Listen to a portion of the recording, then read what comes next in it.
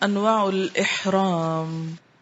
اب آپ دیکھیے کہ جب آپ کہتے ہیں احرام تو لفظی معنی کیا بنا؟ حرام کرنا.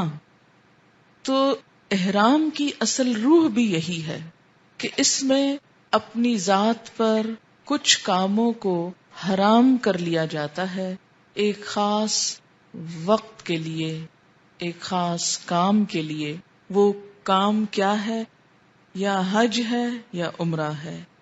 حج اور عمرے میں عام حالات کے برعکس کچھ کاموں کو، کچھ چیزوں کو، کچھ ایکشنز کو اپنے لیے حرام کر لیا جاتا ہے، اور یہ ایک خاص محدود وقت تک کے لیے کیا جاتا ہے.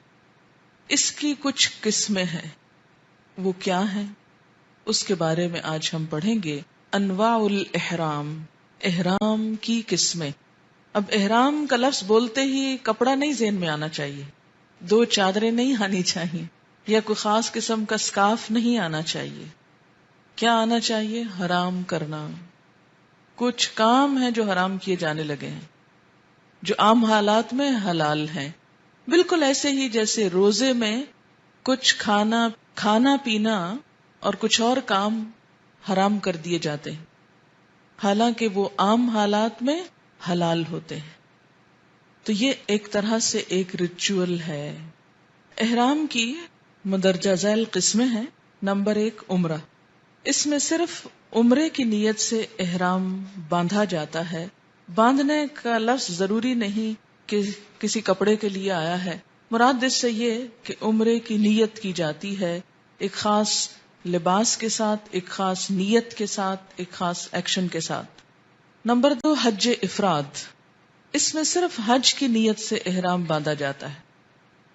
نمبر 3، حج قران. اس میں عمرہ اور حج دونوں کی نیت سے اکٹھا احرام باندھا جاتا ہے. یہ اکٹھا کا لفظ انسرکل کر لیں، یعنی ایک ہی احرام میں دونوں کام، ایک احرام دو کام. اور حج مکمل ہونے کے بعد اسے کھولا جاتا ہے، اس کے بعد انسان حلال ہوتا ہے. نمبر 4، تمتع. اس میں پہلے عمرے کی نیت سے احرام باندھا جاتا ہے اور عمرہ مکمل ہونے کے بعد کھول دیا جاتا ہے. ایام حج میں اپنی رہائش گاہ سے ہی دوبارہ احرام باندھا جاتا ہے اور حج مکمل ہونے کے بعد کھولا جاتا ہے. گویا ایک سفر میں حج اور عمرہ 2 دفعہ احرام کے ساتھ. حج قران ایک ہی سفر میں حج اور عمرہ، لیکن ایک ہی احرام کے ساتھ. ٹھیک ہے، واضح ہو گئی بات؟ اتنی بات سب کو سمجھ میں آ گئی نا؟ افراد کا لفظ فرد، فرد کا مطلب اکیلا، اونلی. قران، قرانہ سے ملانا، قرین ساتھی کو کہتے ہیں، یعنی عمرہ اور حج دونوں ساتھ ساتھ ہیں اور ایک ہی احرام ہے. اور تمتع کا مطلب ہوتا ہے فائدہ اٹھانا. تمتع آج کے لیے ایک مثال بھی ہے، تفعل کے وزن پر، فائدہ اٹھاؤ. تو حج تمتع باب تفعل کے وزن پر کیا معنی ہے؟ فائدہ اٹھانا. کس کا؟ ایک سفر میں عمرے اور حج دونوں کا، لیکن دونوں کے لیے الگ الگ احرام. عن عائشة رضی اللہ عنہا انہا قالت خرجنا مع رسول اللہ صلی اللہ علیہ وسلم عام حجة الوداع فمنا من اہل بعمرة ومنا من اہل بحج وعمرة ومنا من اہل بالحج واہل رسول اللہ صلی اللہ علیہ وسلم بالحج فاما من اہل بعمرة فحل واما من اہل بحج او جمع الحج والعمرة فلم يحلوا حتى كان يوم النحر. رواہ مسلم. حضرت عائشہ رضی اللہ تعالی عنہا فرماتی ہیں کہ ہم حجۃ الوداع کے سال رسول اللہ صلی اللہ علیہ وسلم کے ساتھ حج کے لیے نکلے. ہم میں سے بعض لوگوں نے عمرے کا احرام باندھا اور بعض نے حج اور عمرہ دونوں کا یعنی حج قران کا، بعض نے صرف حج کا یعنی حج افراد کا. اور نبی صلی اللہ علیہ وسلم نے حج کا احرام باندھا تھا. پس جنہوں نے عمرہ کا احرام باندھا تھا وہ عمرہ ادا کرنے کے بعد حلال ہو گئے، یعنی احرام کھول دیا. جنہوں نے صرف حج کا احرام باندھا تھا یا حج اور عمرہ دونوں کا باندھا تھا وہ قربانی کے دن تک احرام ہی میں رہے. اسے مسلم نے روایت کیا ہے. اس سے یہ بھی پتہ چلتا ہے کہ آپ صلی اللہ علیہ وسلم کے ساتھ جو لوگ تھے ان سب نے اپنی اپنی سہولت کے مطابق کام کیا. کیسے؟ کسی نے صرف حج کا احرام باندھا، کسی نے عمرے کا، کسی نے حج اور عمرہ دونوں کا، اور انہوں نے کب کھولا؟ قربانی کے دن جا کر، دونوں کام کر کے اکٹھے. حج قران کا احرام باندھنے کے لیے قربانی کا جانور ساتھ لے جانا مسنون ہے. جسے کل بھی میں نے ذکر کیا تھا نا کہ اس میں حج قران میں ہدی ساتھ ہونی چاہیے، یہ سنت ہے. اگر ممکن نہ ہو تو اور بات ہے. جو لوگ قربانی کا جانور مکہ ساتھ لے کر نہ جائیں ان کے لیے حج و تمتع کا احرام باندھنا مسنون ہے. تمتع اور قران باہم ملتے جلتے بھی ہیں اور الگ الگ بھی ہیں. ملتے جلتے کیا ہے کہ ایک ہی سفر میں دونوں ہیں، اور طریقے میں فرق کیا ہے کہ اس میں پہلے عمرہ کر کے احرام کھول دیا جائے گا، پھر دوبارہ جب حج کا دن شروع ہوگا اس روز دوبارہ سے نیا احرام ہوگا. قران میں کیا ہے، ایک دفعہ جب احرام پہنا تو جب تک حج مکمل نہیں ہوا احرام نہیں کھولا، اور ہدی بھی ساتھ ہوئی. جس کے پاس ہدی ساتھ نہ ہو، جیسے ہم لوگ یہاں سے جاتے ہیں تو کہاں بکرے ساتھ جہاز میں بٹھا کے لے جائیں، ان کا کرایہ کہاں سے لائیں؟ تو اس کے لیے کیا بہتر ہے، کیا کیا جائے؟ حج تمتع. ان اسماء بنت ابی بکر رضی اللہ عنہما قالت خرجنا مع رسول اللہ صلی اللہ علیہ وسلم محرمین، محرم اس کی تصنیف. فقال النبی صلی اللہ علیہ وسلم من كان معه هدی فليقم على احرامه ومن لم يكن معه هدی فليحلل. یہ یحلل جو ہے احرام کا اپوزٹ ہے. قالت فلم يكن معي هدي فاحللت وكان مع الزبير هدي فلم يحل. رواہ ابن ماجہ. حضرت اسماء بنت ابی بکر فرماتی ہیں کہ ہم حالت احرام میں نبی اکرم صلی اللہ علیہ وسلم کے ساتھ حج کے لیے نکلے. آپ نے فرمایا جس کے ساتھ قربانی کا جانور ہے وہ عمرہ ادا کرنے کے بعد احرام میں ہی رہے، اور جس کے ساتھ جانور نہیں وہ احرام اتار دے. حضرت اسماء فرماتی ہیں میرے ساتھ قربانی کا جانور نہ تھا لہٰذا میں نے احرام کھول دیا. حضرت زبیر کے ساتھ ان کے شوہر ہے، یہ قربانی کا جانور تھا اس لیے وہ احرام میں ہی رہے. اسے ابن ماجہ نے روایت کیا ہے. ان جابر ان النبی صلی اللہ علیہ وسلم ساق ہدیا فی حجہ رواہ النسائی. حضرت جابر سے روایت ہے کہ نبی صلی اللہ علیہ وسلم حج میں اپنی قربانی مدینہ سے ساتھ لے کر گئے تھے. اسے نسائی نے روایت کیا ہے. اچھا، یہاں پر ایک بات میں آپ کی توجہ دلانا چاہوں گی کہ عربی عبارت آپ دیکھیے تو اس میں فلیحلل ہے، نہ احرام اتارنے کا لفظ ہے، نہ کھولنے کا، نہ باندھنے کا. یہ ہماری اردو کی مشکل ہے کہ ہم کھولنا باندھنا کر رہے ہیں، ورنہ فلیحلل کا لفظ جو ہے چاہیے کہ حلال ہو جائے. فلیحرم چاہیے حرام ہو جائے، فلیحلل چاہیے حلال ہو جائے. تو مراد یہ ہے کہ اس نیت اور اس خاص لباس میں آ جائے فلیحرم، اور اس لباس کے بجائے دوسرا پہن لے اور نیت ختم کر دے تو فلیحلل ہو گیا. عربی لفظ جامع ہے لیکن اردو کے ترجمے میں یہ مشکل آ رہی ہے، اس لیے ذہن میں رہے. اگر کوئی شخص اپنے شہر یا ملک سے ہدی ساتھ نہ لے جا سکے اور وہ حج قران ہی کرنا چاہتا ہو تو کیا ہو سکتا ہے؟ اس کے لیے موجودہ زمانے میں ہوتا یہ ہے کہ سعودی عرب کے مختلف شہروں میں حج سے ہفتہ عشرہ قبل قربانی کے لیے فروخت کیے جانے والے کوپن اگر اپنے شہر سے خرید کر مکہ مکرمہ کا سفر اختیار کیا جائے تو وہ قربانی کا بدل بن سکتا ہے اور حاجی حج قران کا احرام باندھ سکتا ہے. یعنی وہ ایک طرح سے جانور تو نہیں خریدا مگر وہ کوپن لے لیا تو that is equal to that جانور. نبی اکرم صلی اللہ علیہ وسلم نے حج قران کا احرام باندھا تھا. ان ابن عباس رضی اللہ عنہما قال اخبرنی ابو طلحہ رضی اللہ عنہ ان رسول اللہ صلی اللہ علیہ وسلم قرن الحج والعمرۃ. رواہ ابن ماجہ. حضرت عبداللہ بن عباس فرماتے ہیں کہ مجھے ابو طلحہ نے بتایا کہ رسول اللہ صلی اللہ علیہ وسلم نے حج اور عمرہ ملا کر ادا کیے. اسے ابن ماجہ نے روایت کیا ہے. اچھا، یہاں ایک اور بات واضح کریں، ملا کر ادا کیے یہ ایسا ہی ہے جیسے کوئی فرض کے ساتھ نفل بھی پڑھ لے. حج فرض ہے لیکن عمرہ فرض نہیں ہے.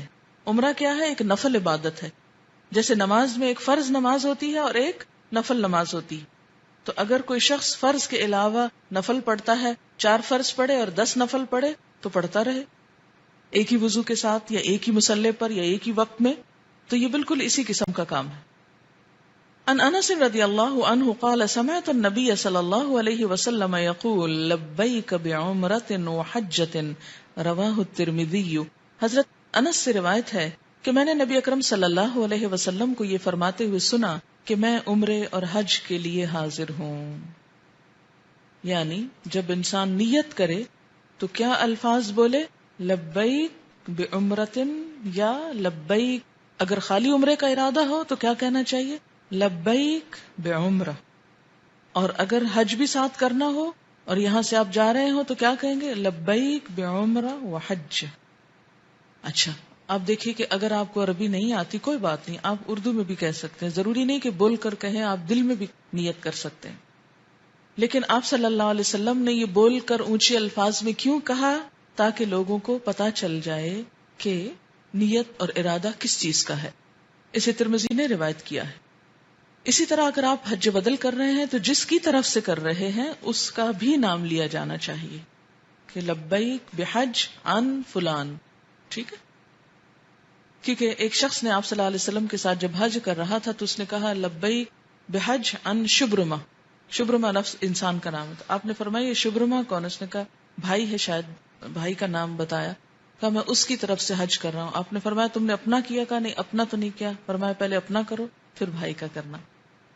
جو حاجی قربانی کا جانور اپنی رہائش گاہ سے مکہ لے جائے وہ صرف حج قران ہی ادا کر سکتا ہے. حج تمتع کا احرام باندھنا افضل ہے، یعنی ہدی ساتھ لے جانے والوں کو قران ہی کرنا ہوگا. ٹھیک ہے، اور تمتع کرنا افضل ہے اور اس میں سہولت بھی ہے.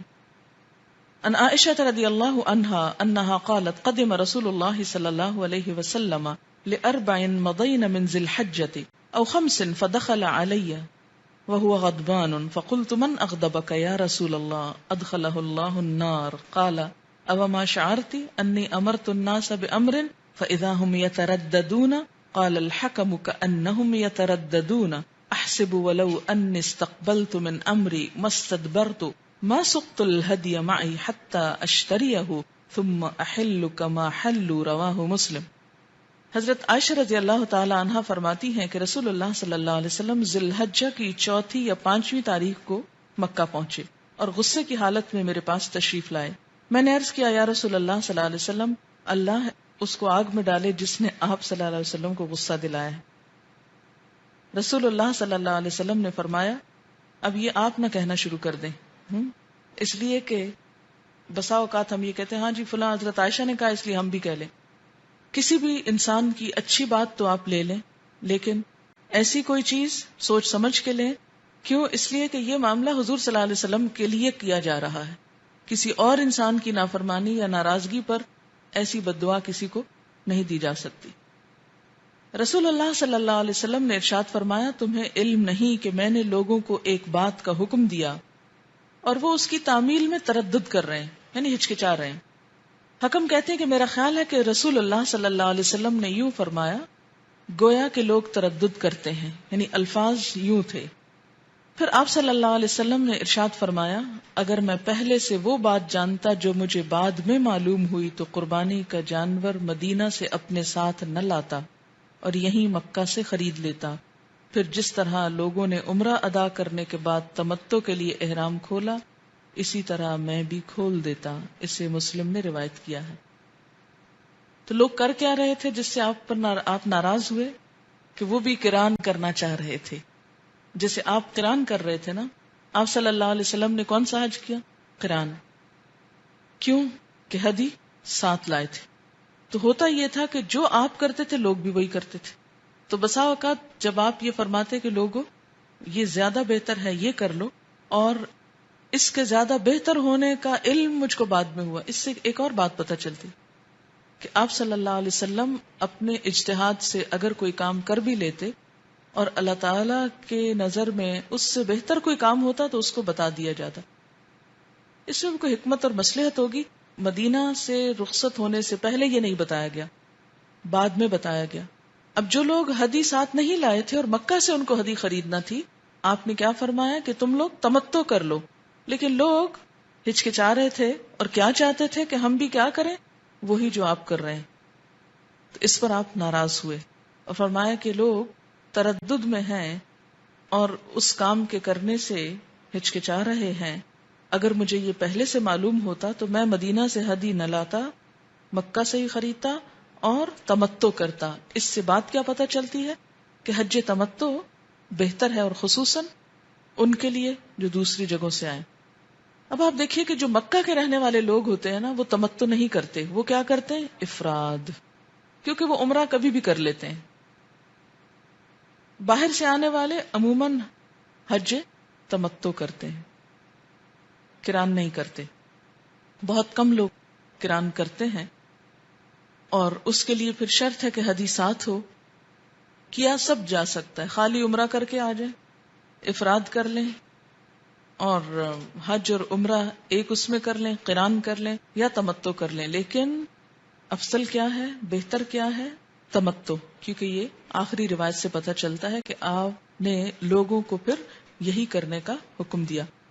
اچھا، یہاں پر آپ سوچ رہے ہوں گے، دل میں لا رہے ہوں گے، یہ کیسے لوگ تھے جو بات نہیں مان رہے تھے؟ یہ انسان تھے، فرشتے نہیں تھے۔ ان کی تربیت ہوئی اور اس تربیت میں کبھی کبھی ایسی باتیں بھی آئیں، اس سے ہیومن نیچر سمجھ میں آتی، اور اس میں ہم سب کے لیے ایک بہت بڑا سبق ہے۔ بہت ساری چیزیں جو عموماً لوگوں کو بادر کرتی، پریشان کرتی ہیں، مگر اس موقع پر میں الحمدللہ بالکل نارمل رہتی ہوں۔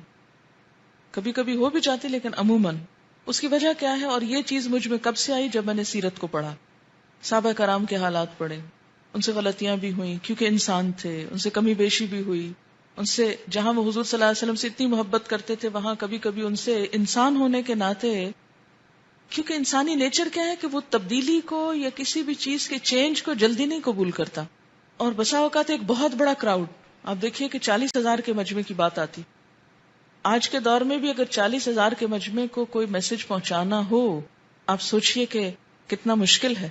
کہاں یہ کہ آپ صلی اللہ علیہ وسلم کے دور میں نہ کوئی مائکرو فون تھا، نہ کوئی اور، 1 to 1 بیس پہ بات آگے جاتی تھی۔ تو اس صورت میں آپ خود سوچیں کہ اگر ہم اسپیکر پہ بھی بولتے ہیں تو آپ لوگوں کو کنٹرول کرنے میں کتنی دیر لگتی ہے، اور اگر یہ کہا جائے کہ یہ بات آگے پہنچا دو، اور وہ آگے سے آگے سے آگے پہنچا دے، تو کچھ لوگ تو ڈائریکٹ آپ سے سنتے ہیں اور کچھ لوگوں کے ذریعے سنتے تھے، کیونکہ اسی لیے نماز میں اسپیکر نہیں ہوتا تھا، بہت پیچھے کا کراؤڈ پوری طرح قرات نہیں سن سکتا تھا، لیکن تکبیریں ہوتی تھی۔ کیسے؟ ایک نے اللہ اکبر کہا تو پیچھے چند صفوں کے بعد ایک اور نے اللہ اکبر کہا، اور پیچھے پھر چند صفوں کے بعد پھر اسی طرح، حتیٰ کہ علم کے مجمع جو ہوتے تھے وہ بھی اسی کی طرح ہوتے تھے کہ ایک شخص بات بولتا تھا، پھر اس بات کو آگے دہرایا جاتا، اس کو آگے، اس کو آگے، اور اس طرح ایک ہی بات آخر تک پہنچ جاتی تھی، اور لوگ لکھ بھی رہے ہوتے تھے۔ لکھنے کے بعد جب استاد اٹھ جاتا تھا تو بعد میں آپس میں کمپیئر کرتے تھے کہ کہیں کوئی چیز کمی بیشی تو نہیں ہوئی یا چھوٹ تو نہیں گئی۔ آپ خود سوچئے کہ اتنے مشکل اور کٹھن حالات میں یہ سب کچھ ترتیب پایا، یہاں ہمارے پاس پہنچا، اور یہ سب انسانی کوششیں ہیں، انسانوں کے ہاتھوں میں آئیں۔ اور آپ بھی جب اپنے بچوں کی تربیت کریں یا کچھ انسانوں کی تربیت کا کام آپ کو ملے تو کبھی ان سے ناراض نہ ہوں، ایسی ناراضگی اختیار نہ کریں۔ یعنی ایک ناراضگی ہے کہ انسان کے موڈ بدلتے رہتے ہیں، وہ الگ بات ہے، کوئی چیز ناگوار گزرتی ہو کچھ، جیسے آپ صلی اللہ علیہ وسلم ناراض ہو کر اندر آئے ہیں، یہ بالکل ایک نیچرل بات ہے، ہیومن نیچر ہے کہ کسی بھی شخص کی ناپسندیدہ بات آپ کو تکلیف دے گی، اس کو پرولونگ نہیں کرنا چاہیے، نمبر 1، اور دوسری بات یہ ہے کہ مایوس نہیں ہونا چاہیے کبھی بھی کہ آج اگر ایک بات نہیں مانی اس کا مطلب تو کبھی بھی نہیں مانیں گے، نہیں، اگر آج ایک نہیں مانی ہو سکتا ہے کل مان لیں، پرسوں مان لیں، پھر مان لیں گے۔ بسا اوقات انسان ایک کام کرتے کرتے پھر بیٹھ جاتا ہے، پھر اس کو اٹھانے کی ضرورت ہوتی، پھر چل پڑتا۔ اسی لیے ہمیں کیا حکم دیا گیا؟ والعصر ان الانسان لفی خسر الا الذین آمنوا وعملوا الصالحات وتواصوا بالحق وتواصوا بالصبر۔ جب تک یہ 4 کام نہ ہو انسان کامیاب نہیں ہو سکتا۔ مشینوں کو چلانا آسان ہوتا ہے، ان میں بھی بریک ڈاؤن ہو جاتا ہے، پرزے بدلنے پڑتے ہیں، ان کو بھی اپ ٹو ڈیٹ رکھنا پڑتا ہے۔ انسان تو پھر انسان ہے، اس کی سوچ، مزاج، اور اس کے بیچارے کے اندر ایک قلب نام کی چیز ہے جو الٹ پلٹ ہوتی رہتی، آج دل ادھر کو پلٹا ہوا، کل ادھر پلٹ گیا، پھر ادھر، پھر ادھر۔ یہی ہمارا امتحان ہے، اور اسی الٹ پلٹ میں خاتمہ خیر اور ایمان پر ہو جائے، یہی کامیابی۔ ورنہ کوئی گارنٹی نہیں دے سکتا. اسی لیے کیا کہ لا تزکوا انفسکم، اپنے آپ کو پاک مت کہو ہم بہت نیک لوگ ہیں. سب ہیومن، اور انسان بھولنے والی چیز ہے، کمزور چیز ہے. تو کمزوریوں سے دوسروں کی درگزر کرتے ہوئے اگر ہم آگے بڑھیں گے تو انشاءاللہ لوگوں کے خیر سے آپ فائدہ اٹھا سکیں گے. لیکن اگر کسی کی چھوٹی سی بات کو پکڑ کر آپ ہر چیز کو الٹ دیں گے تو اس سے نقصان ہی نقصان ہوگا. تو زندگی میں اگر آپ کو کوئی بڑا کام کرنا ہے تو دل کو بہت بڑا کرنا ہوگا. اور وہ بڑا کب ہوگا؟ جب آپ انسانوں کو انسان سمجھ کر معاملہ کریں، فرشتے سمجھ کر معاملہ نہ کریں، اور غلطیوں کو اگنور کرتے چلے جائیں کہ آج غلطی ہوئی کل ٹھیک بھی ہو جائے گا، اور حوصلے کے ساتھ آگے بڑھیں. صحابہ کرام کی زندگی کی ایسی مثالیں بہت ساری انسان کو کیا بخشتی ہیں؟ وسعت اور طاقت اور ایک انکریجمنٹ.